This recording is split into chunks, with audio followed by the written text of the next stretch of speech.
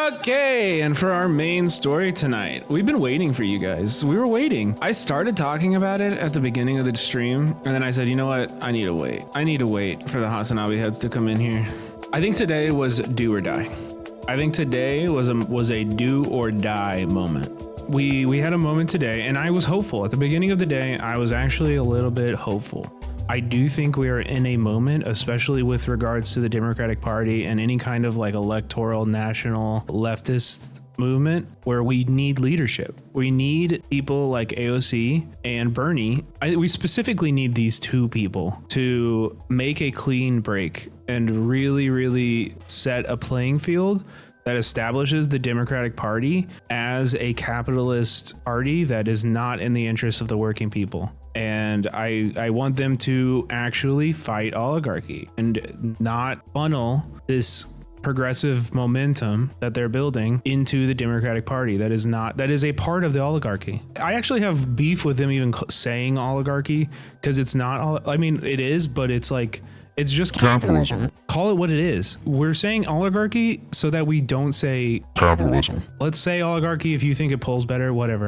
This is not my biggest gripe, whatever. But I think it just kind of communicates a deeper thing, right? You guys told me last night that Hassan was going to be interviewing AOC and Bernie on stream. I said last night, wow, that's really interesting. This is a great moment. I hope he asks about a clean break. I hope we get answers and we can get more insight into where they are. Why the fuck do these people continue trying to work within a party that actively works against them? They aren't tolerating Bernie and AOC. They are actively hindering them.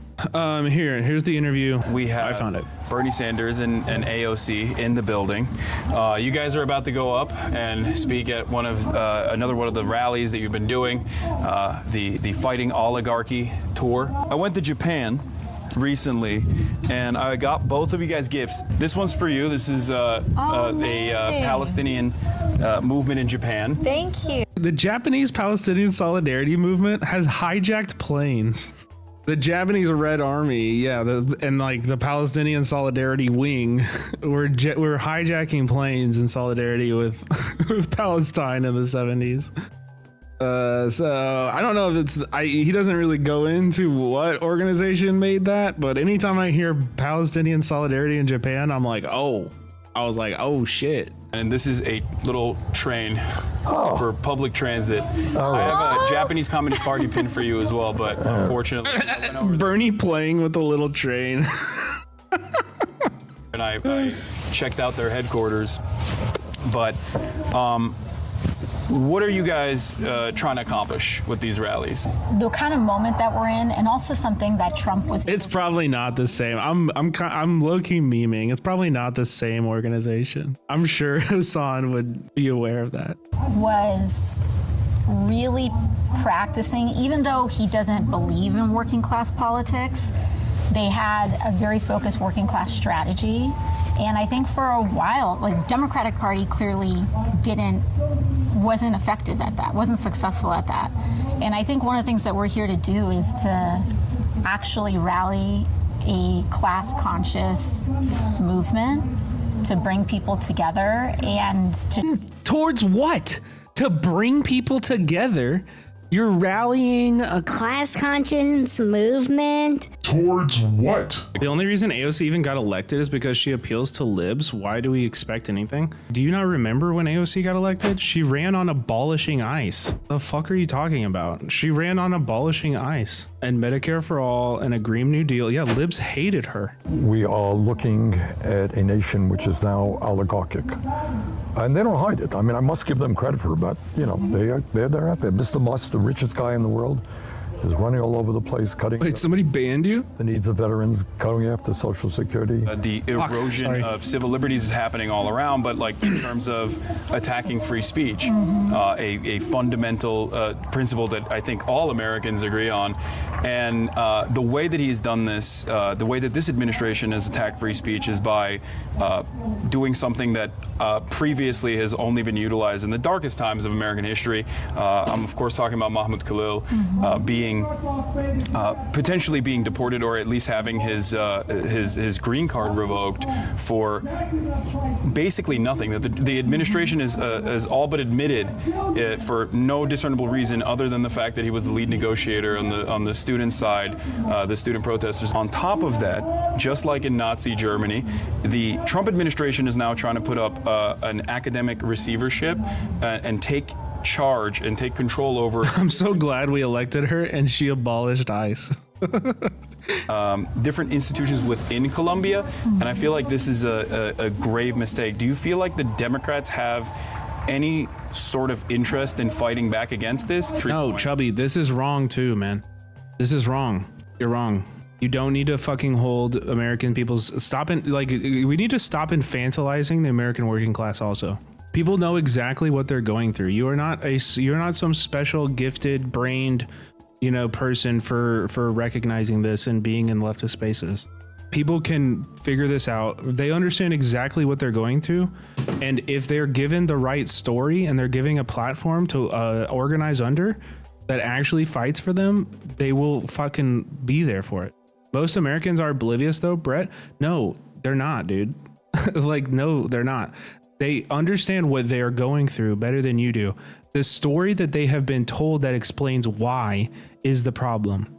There is nobody telling the story on the left that points the finger at class struggle. And so they don't think that because they haven't been told that story. Instead, the story that they're told is that it's immigrants and trans people playing sports and, woke teachers and, all of the other scapegoats that fascists always use. Fascists are always going to use these things. The answer to this is not saying, they are ruining your lives like the Kamala did. It's saying, no, there is a group of people that is ruining your life and is the reason why your life is gradually getting worse and worse every single year. And it's the capitalist class. Those are the questions Bernie and AOC literally raised at their rallies today. I know, but where do we go from there? This is why we care about what they have to say. You think I'm here watching interviews with fucking Tim Walz or Kamala? I don't give a fuck what anybody else says. I care about what they say because they do speak this language well. They're not channeling this anger and this momentum that they're building into anything. They're going to go after a lot of other people, including but not limited to the French researcher, according to Le Monde, that was denied entry into the country because they looked through his phone and they found out that he had criticized Trump's elimination of grants. I think there actually is support for it because of the free speech grounds, because when ICE came to try to pick up, in Mahmoud Khalil's case, when they tried to pick him up, they offered no warrant. These were unmarked people. There were no charges.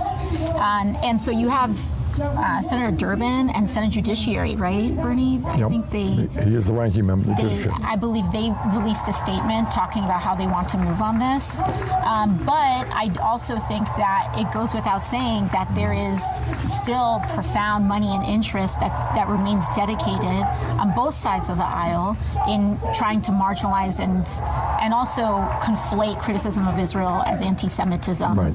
And we have to be very aware of that too. We have very limited time. It's like you just described the Democratic Party. She just described the Democratic Party. And then she's still like, yeah, we shouldn't break from it. It was an okay answer. I don't have many issues with the words that she said. Okay, Days Nova is saying something I'm seeing a lot of people say. I do think a new party is necessary, but I understand why they're hesitant. They have to utterly destroy the Democratic Party. Otherwise, they could split the non-Republican vote and Republicans will dominate everywhere. I understand that fear. Come here close. Republicans are dominating everywhere right now. They're dominating everywhere right now. The Democrats have not demonstrated that they're willing to change. They haven't demonstrated that there's any new strategy. In fact, they've demonstrated that they're going to collaborate with the fascists. Your worst case scenario of this hypothetical is the reality that we are living in. Okay, genuine question. Do you think starting a new party would take a fuck ton of time that we can't afford right now? What do you mean we can't? Like, what does that mean? We can't afford not to take the time. We can't afford not to do this. Like, we need everybody all hands on deck. Like, we do not need, you know what we can't afford? You know what we can't afford is a fucking two politicians who are supposed to be the leadership of the left going on stage and saying the exact same fucking speeches that we've heard for the last 9 years, coming from the same people and funneling the righteous rage that people are feeling right now into the Democratic Party. That's what we can't fucking afford. You know? Yeah, that's what we can't afford, if we're being honest. Of course it's going to take a long time and it's going to be hard, but we should have started it we should have started it 5 years ago, 10 years ago. You know, there's no time like now. Like, it's better now than never, dude. You know, like if I don't know, dude, this shit's driving me insane. It's driving me insane. Everybody is acting like we're not fucking in the moment, and the moment is past, bro. The moment's past, is gone. Now is better than never, and we're just floundering. Like, there is no solution other than, like, yeah, building a working class party, building working class power, having a revolution. But like, here's the alternative vision, right? Is that, like, you know, we're gonna watch what happened today, but I just want you to keep this internal, like, vision of this moment in your mind. Of, you know, they come out and they say, here, we're unveiling this new party. Here's what it looks like. Here's the name. It's the Labor Party. Here's Chris Smalls. He's working with us. Here's Sean Fain. He's working with us. We've got these unions behind us.